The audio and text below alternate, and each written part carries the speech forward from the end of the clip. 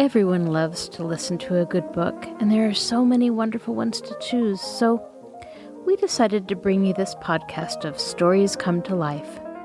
Each episode features a story from either classic or modern literature, especially chosen to be interesting and exciting to hear. So sit back, relax, and listen to this story come to life. Welcome to Stories Come to Life. I am your host, Kathryn Lopez Luker.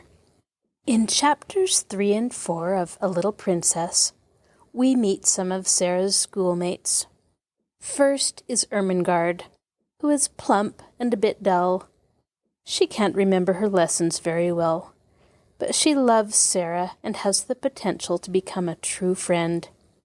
Then there is little 4-year-old Lottie, who needs a mother most of all. Sara volunteers to fill that role, and Lottie loves her for it. Now sit back, relax, and listen to this story come to life. A Little Princess. Chapter 3. Ermengarde. On that first morning, when Sara sat at Miss Minchin's side, aware that the whole schoolroom was devoting itself to observing her, she had noticed very soon one little girl, about her own age, who looked at her very hard, with a pair of light, rather dull blue eyes. She was a fat child who did not look as if she were in the least clever, but she had a good-naturedly pouting mouth. Her flaxen hair was braided in a tight pigtail, tied with a ribbon, and she had pulled this pigtail around her neck, and was biting the end of the ribbon, resting her elbows on the desk, as she stared wonderingly at the new pupil. When Monsieur Defarge began to speak to Sara, she looked a little frightened, and when Sara stepped forward and, looking at him with the innocent, appealing eyes, answered him, without any warning, in French, the fat little girl gave a startled jump, and grew quite red in her odd amazement. Having wept hopeless tears for weeks in her efforts to remember that la mère meant the mother and le père meant the father, when one spoke sensible English, it was almost too much for her suddenly to find herself listening to a child her own age, who seemed not only quite familiar with these words, but apparently knew any number of others, and could mix them up with verbs as if they were mere trifles. She stared so hard and bit the ribbon on her pigtail so fast that she attracted the attention of Miss Minchin, who, feeling extremely cross at the moment, immediately pounced upon her. "Miss St. John," she exclaimed severely, "what do you mean by such conduct? Remove your elbows. Take your ribbon out of your mouth. Sit up at once." Upon which Miss St. John gave another jump, and when Lavinia and Jessie tittered, she became redder than ever. So red, indeed, that she almost looked as if tears were coming into her poor, dull, childish eyes. And Sara saw her and was so sorry for her that she began rather to like her and want to be her friend. It was a way of hers always to want to spring into any fray in which someone was made uncomfortable or unhappy. "If Sara had been a boy and lived a few centuries ago," her father used to say, "she would have gone about the country with her sword drawn, rescuing and defending everyone in distress. She always wants to fight when she sees people in trouble." So she took rather a fancy to fat, slow little Miss St. John, and kept glancing toward her through the morning. She saw that lessons were no easy matter to her, and that there was no danger of her ever being spoiled by being treated as a show pupil. Her French lesson was a pathetic thing. Her pronunciation made even Monsieur Defarge smile in spite of himself. And Lavinia and Jessie and the more fortunate girls either giggled or looked at her in wondering disdain. But Sara did not laugh. She tried to look as if she did not hear when Miss St. John called le bon pain, li bong pang. She had a fine, hot little temper of her own, and it made her feel rather savage when she heard the titters and saw the poor, stupid, distressed child's face. "It isn't funny, really," she said between her teeth, as she bent over her book. "They ought not to laugh." When lessons were over and the pupils gathered together in groups to talk, Sara looked for Miss St. John, and finding her bundled rather disconsolately in a window seat, she walked over to her and spoke. She only said the kind of things little girls always say to each other by way of beginning an acquaintance. But there was something friendly about Sara, and people always felt it. "What is your name?" she said. To explain Miss St. John's amazement, one must recall that a new pupil is, for a short time, a somewhat uncertain thing, and of this new pupil the entire school had talked the night before until it fell asleep, quite exhausted by excitement and contradictory stories. A new pupil, with a carriage and a pony and a maid and a voyage from India to discuss, was not an ordinary acquaintance. "My name's Ermengarde St. John," she answered. "Mine is Sara Crewe," said Sara. "Yours is very pretty. It sounds like a storybook." "Do you like it?" fluttered Ermengarde. I like yours." Miss St. John's chief trouble in life was that she had a clever father. Sometimes this seemed to her a dreadful calamity. If you have a father who knows everything, who speaks 7 or 8 languages, and has thousands of volumes which he has apparently learned by heart, he frequently expects you to be familiar with the contents of your lesson books at least, and it is not improbable that he will feel you ought to remember a few incidents of history, and to write a French exercise. Ermengarde was a severe trial to Mr. St. John. He could not understand how a child of his could be a notably and unmistakably dull creature who never shone in anything. "Good heavens," he had said more than once as he stared at her. "There are times when I think she is as stupid as her Aunt Eliza." If her Aunt Eliza had been slow to learn and quick to forget a thing entirely when she had learned it, Ermengarde was strikingly like her. She was the monumental dunce of the school, and it could not be denied. "She must be made to learn," her father said to Miss Minchin. Consequently, Ermengarde spent the greater part of her life in disgrace or in tears. She learned things and forgot them, or, if she remembered them, she did not understand them. So it was natural that, having made Sara's acquaintance, she should sit and stare at her with profound admiration. "You can speak French, can't you?" she said respectfully. Sara got onto the window seat, which was a big, deep one, and tucking up her feet, sat with her hand clasped round her knees. "I can speak it, because I have heard it all my life," she answered. "You could speak it if you had always heard it." "Oh, no, I couldn't," said Ermengarde. "I never could speak it." "Why?" inquired Sara curiously. Ermengarde just shook her head so that the pigtail wobbled. "You heard me just now," she said. "I'm always like that. I can't say the words. They're so queer." She paused a moment, and then added with a touch of awe in her voice, "You are clever, aren't you?" Sara looked out of the window into the dingy square, where the sparrows were hopping and twittering on the wet iron railings and the sooty branches of the trees. She reflected a few moments. She had heard it said very often that she was clever, and she wondered if she was, and if she was, how it had happened. "I don't know," she said. "I can't tell." Then, seeing a mournful look on the round, chubby face, she gave a little laugh and changed the subject. "Would you like to see Emily?" she inquired. "Who is Emily?" Ermengarde asked, just as Miss Minchin had done. "Come up to my room and see," said Sara, holding out her hand. They jumped down from the window seat together and went upstairs. "Is it true?" Ermengarde whispered as they went through the hall.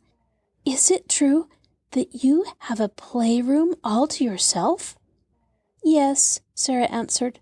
"Papa asked Miss Minchin to let me have one because, well, it was because when I play I make up stories and tell them to myself, and I don't like people to hear me. It spoils it if I think people listen." They had reached the passage leading to Sara's room by this time, and Ermengarde stopped short, staring and quite losing her breath. "You make up stories?" she gasped. "Can you do that as well as speak French? Can you?" Sara looked at her in simple surprise. "Why, anyone can make up things," she said. "Have you never tried?" She put her hand warningly on Ermengarde's. "Let us go very quietly to the door," she whispered, "and then I will open it quite suddenly. Perhaps we may catch her." She was half laughing, but there was a touch of mysterious hope in her eyes which fascinated Ermengarde, though she had not the remotest idea what it meant, or whom it was she wanted to catch, or why she wanted to catch her. Whatsoever she meant, Ermengarde was sure it was something delightfully exciting. So, quite thrilled with expectation, she followed on her tiptoe along the passage. They made not the least noise until they reached the door. Then suddenly Sara turned the handle and threw it wide open.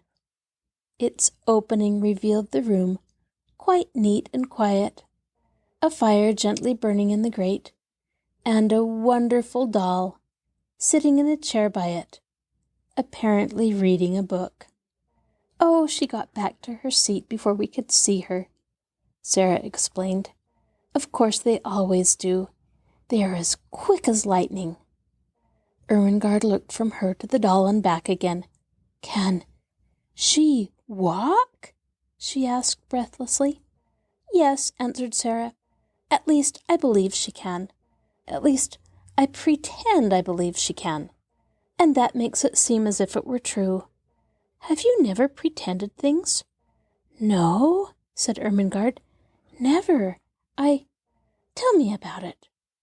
She was so bewitched by this odd new companion that she actually stared at Sara instead of at Emily, notwithstanding that Emily was the most attractive doll person she had ever seen. "Let us sit down," said Sara, "and I will tell you. It's so easy that when you begin you can't stop. You just go on and on doing it always. And it's beautiful. Emily, you must listen. This is Ermengarde St. John, Emily. Ermengarde, this is Emily. Would you like to hold her?" "Oh, may I?" said Ermengarde. "May I really? She is beautiful." And Emily was put into her arms. Never in her dull, short life had Miss St. John dreamed of such an hour as the one she spent with the queer new pupil before they heard the lunch bell ring and were obliged to go downstairs. Sara sat upon the hearthrug and told her strange things. She sat rather huddled up, and her green eyes shone and her cheeks flushed. She told stories of the voyage and stories of India. But what fascinated Ermengarde the most was her fancy about the dolls who walked and talked, and who could do anything they chose when the human beings were out of the room, but who must keep their powers a secret, and so flew back to their places like lightning when people returned to the room. "We couldn't do it," said Sara seriously. "You see, it's a kind of magic." Once, when she was relating the story of the search for Emily, Ermengarde saw her face suddenly change.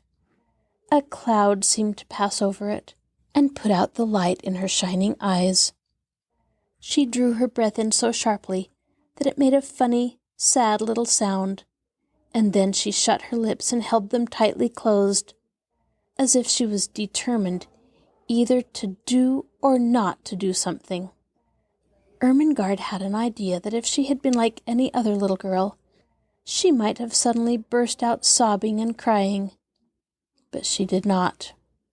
"Have you a pain?" Ermengarde ventured. "Yes," Sara answered after a moment's silence. "But it is not in my body." Then she added something in a low voice, which she tried to keep steady, and it was this: "Do you love your father more than anything else in all the world?" Ermengarde's mouth fell open a little. She knew that it would be far from behaving like a respectable child at a select seminary to say that it had never occurred to you that you could love your father, that you would do anything desperate to avoid being left alone in his society for 10 minutes. She was, indeed, greatly embarrassed.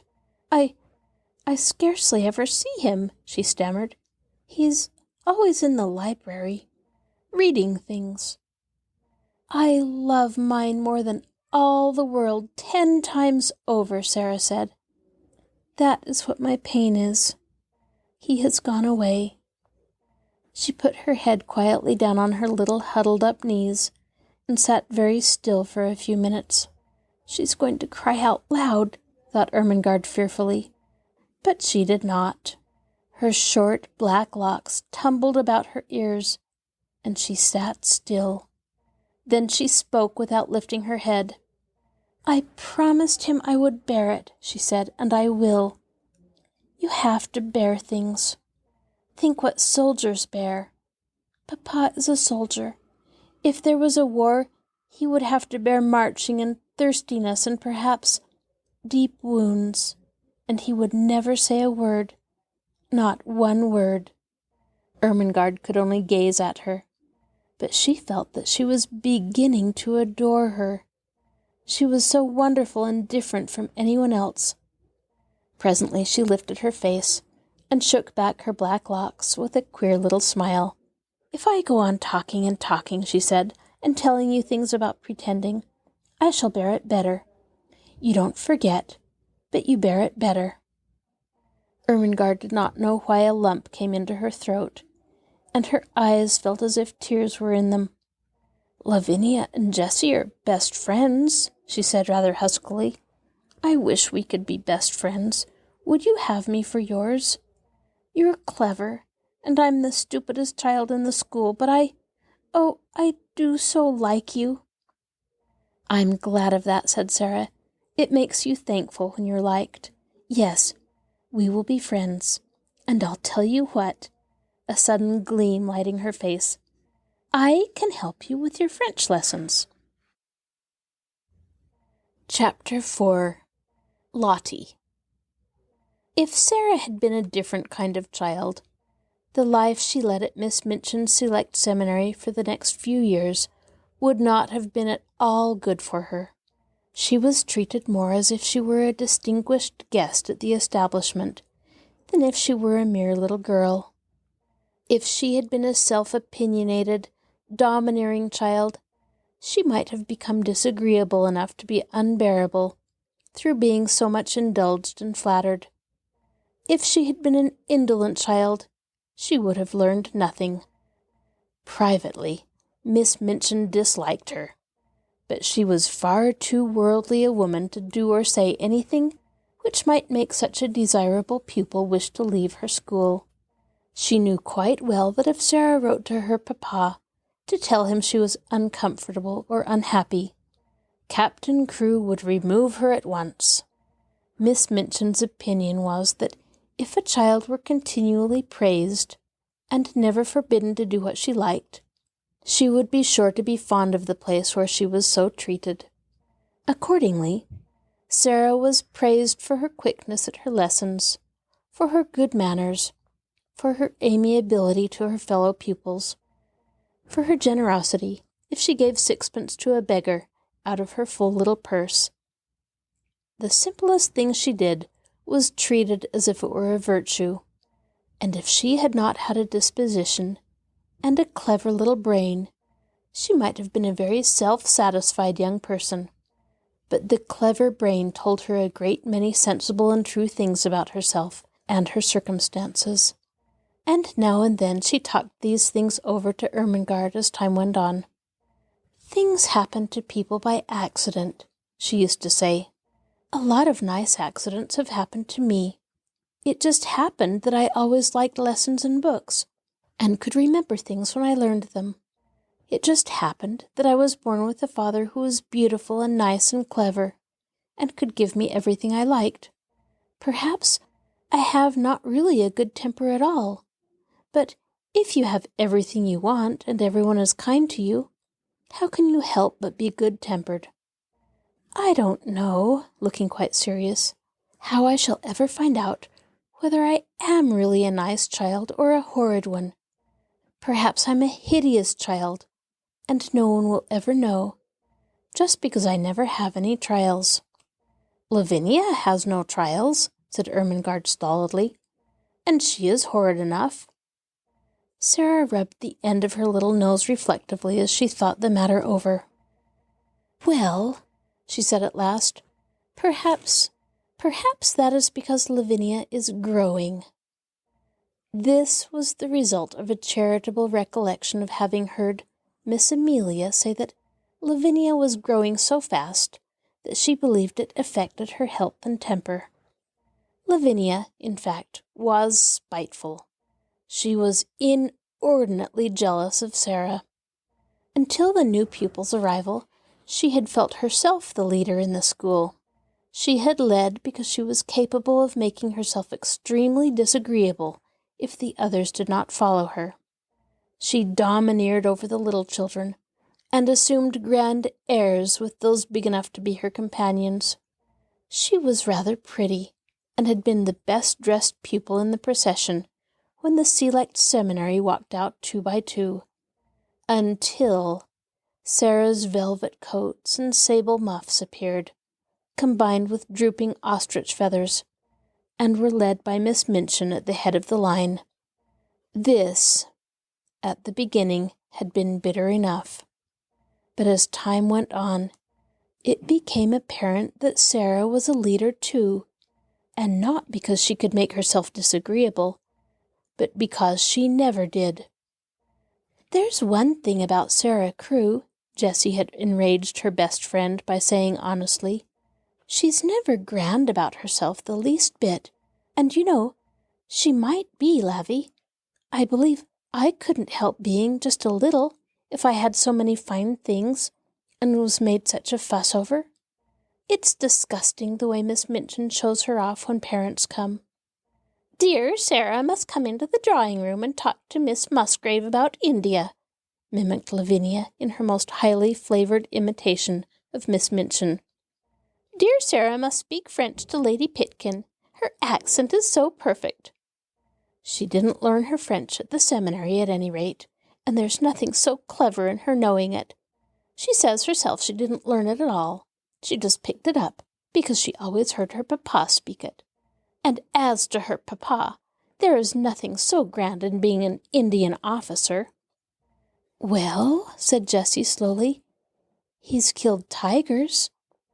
He killed the one in the skin Sara has in her room. That's why she likes it so. She lies on it and strokes its head and talks to it as if it was a cat." "She's always doing something silly," snapped Lavinia. "My mamma says that way of hers of pretending things is silly.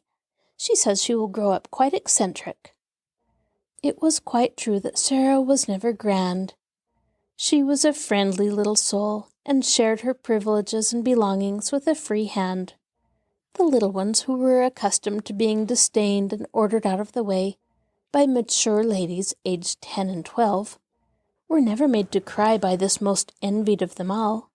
She was a motherly young person, and when people fell down and scraped their knees, she ran and helped them up and patted them, or found in her pocket a bonbon or some other article of a soothing nature. She never pushed them out of her way, or alluded to their years as a humiliation and a blot upon their small characters. "If you are 4, you are 4, she said severely to Lavinia, on an occasion of her having, it must be confessed, slapped Lottie and called her a brat. but you will be 5 next year and 6 the year after. And," opening large eyes, "it takes 16 years to make you 20. "Dear me," said Lavinia, "how we can calculate." In fact, it was not to be denied that 16 and 4 made 20, and 20 was an age the most daring were scarcely bold enough to dream of. So the younger children adored Sara.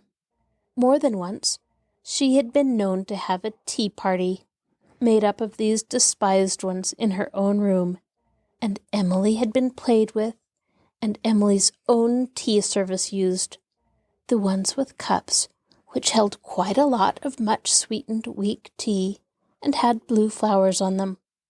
No one had ever seen such a very real doll's tea set before.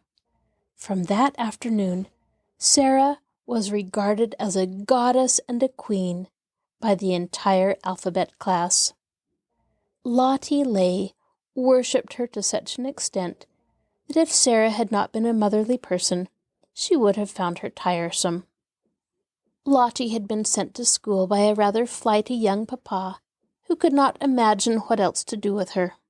Her young mother had died, and as the child had been treated like a favorite doll, or a very spoiled pet monkey or a lapdog, ever since the first hour of her life, she was a very appalling little creature. When she wanted anything or did not want anything, she wept and howled, and as she always wanted the things she could not have, and did not want the things that were best for her, her shrill little voice was usually to be heard uplifted in wails in one part of the house or another. Her strongest weapon was that in some mysterious way she had found out that a very small girl who had lost her mother was a person who ought to be pitied and made much of. She had probably heard some grown-up people talking her over in the early days after her mother's death, so it became her habit to make great use of this knowledge. The first time Sara took her in charge was one morning when, on passing a sitting room, she heard both Miss Minchin and Miss Amelia trying to suppress the angry wails of some child, who evidently refused to be silenced. She refused so strenuously indeed that Miss Minchin was obliged to almost shout, in a stately and severe manner, to make herself heard. "What is she crying for?" she almost yelled. "Oh, oh, oh," Sara heard. "I haven't got any mamma." "Oh, Lottie," screamed Miss Amelia, "do stop, darling. Don't cry. Please don't." "Oh, oh, oh," Lottie howled tempestuously. "Haven't got any mamma." "She ought to be whipped," Miss Minchin proclaimed. "You shall be whipped, you naughty child." Lottie wailed more loudly than ever. Miss Amelia began to cry. Miss Minchin's voice rose until it almost thundered. Then suddenly she sprang up from her chair in impotent indignation and flounced out of the room, leaving Miss Amelia to arrange the matter. Sara had paused in the hall, wondering if she ought to go into the room, because she had recently begun a friendly acquaintance with Lottie, and might be able to quiet her. When Miss Minchin came out and saw her, she looked rather annoyed. She realized that her voice, as heard from inside the room, could not have sounded either dignified or amiable. "Oh, Sara!" she exclaimed, endeavoring to produce a suitable smile. "I stopped," explained Sara, "because I knew that it was Lottie, and I thought perhaps, just perhaps, I could make her be quiet. May I try, Miss Minchin?" "If you can, you are a clever child," answered Miss Minchin, drawing in her mouth sharply. Then, seeing that Sara looked slightly chilled by her asperity, she changed her manner. "But you are clever in everything," she said in her approving way. "I dare say you can manage her. Go in." And she left her. When Sara entered the room, Lottie was lying upon the floor, screaming and kicking her small fat legs violently, and Miss Amelia was bending over her in consternation and despair, looking quite red and damp with heat. Lottie had always found, when in her own nursery at home, that kicking and screaming would always be quieted by any means she insisted on. Poor plump Miss Amelia was trying first one method and then another. "Poor darling," she said one moment, "I know you haven't any mamma. Poor—" Then in quite another tone, "If you don't stop, Lottie, I will shake you. Poor little angel. There. Oh, you wicked, bad, detestable child, I will smack you, I will." Sara went to them quietly. She did not know at all what she was going to do, but she had a vague inward conviction that it would be better not to say such different kinds of things quite so helplessly and excitedly. "Miss Amelia," she said in a low voice, "Miss Minchin says I may try to make her stop.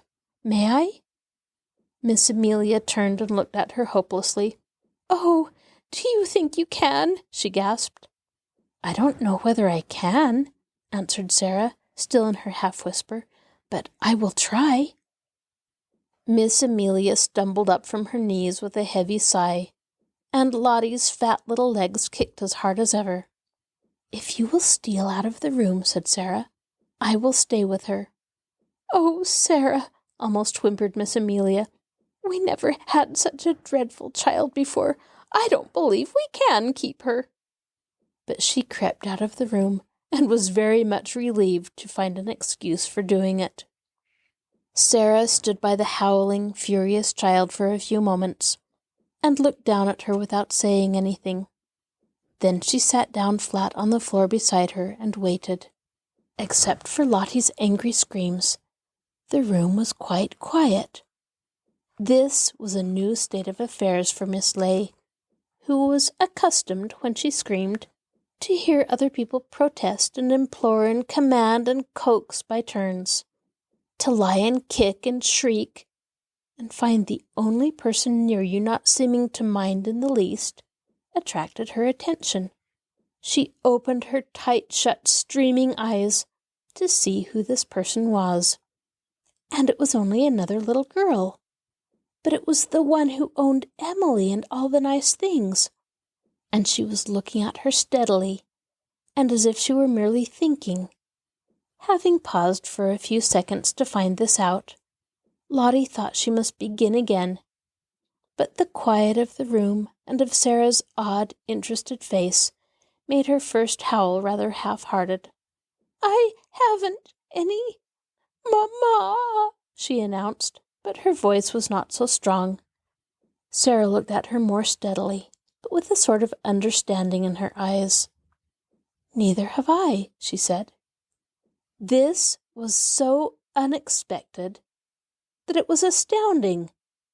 Lottie actually dropped her legs, gave a wriggle, and lay and stared.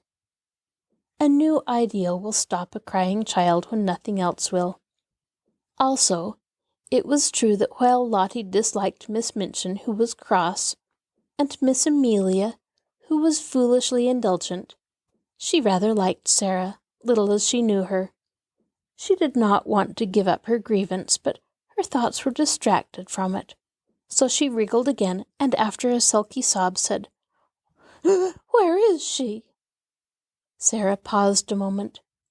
Because she had been told that her mamma was in heaven, she had thought a great deal about the matter, and her thoughts had not been quite like those of other people. "She went to heaven," she said, "but I am sure she comes out sometimes to see me, though I don't see her. So does yours. Perhaps they can both see us now. Perhaps they are both in this room." Lottie sat bolt upright and looked about her.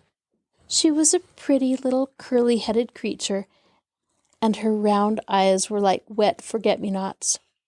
If her mamma had seen her during the last half-hour, she might not have thought her the kind of child who ought to be related to an angel. Sara went on talking. Perhaps some people might think that what she said was rather like a fairy story.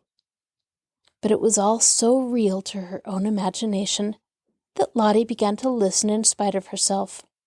She had been told that her mamma had wings and a crown, and she had been shown pictures of ladies in beautiful white nightgowns, who were said to be angels.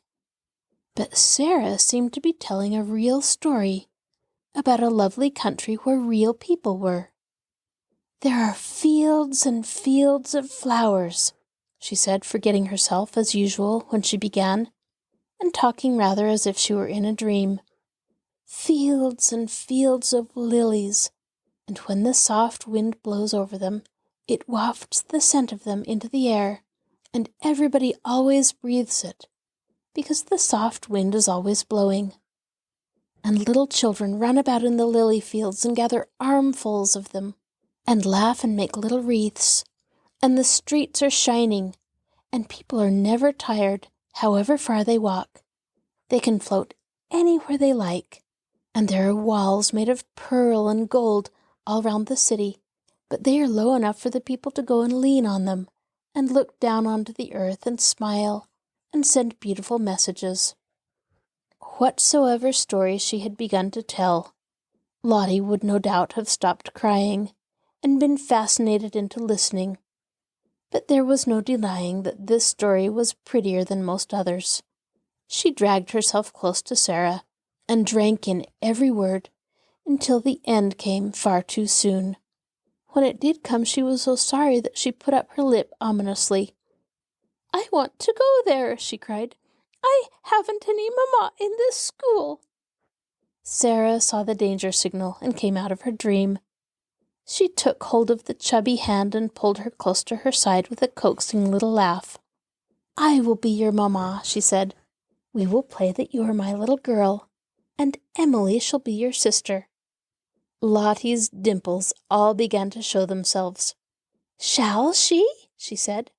"Yes," answered Sara, jumping to her feet.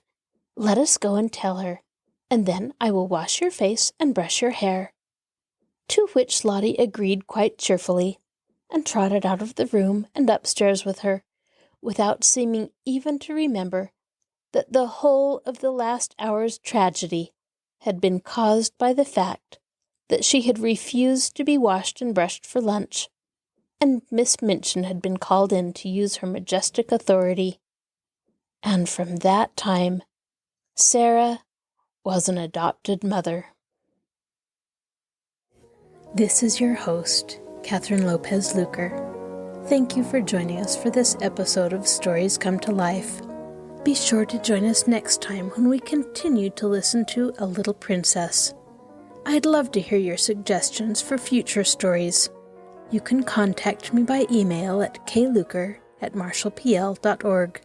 I'll talk to you again soon.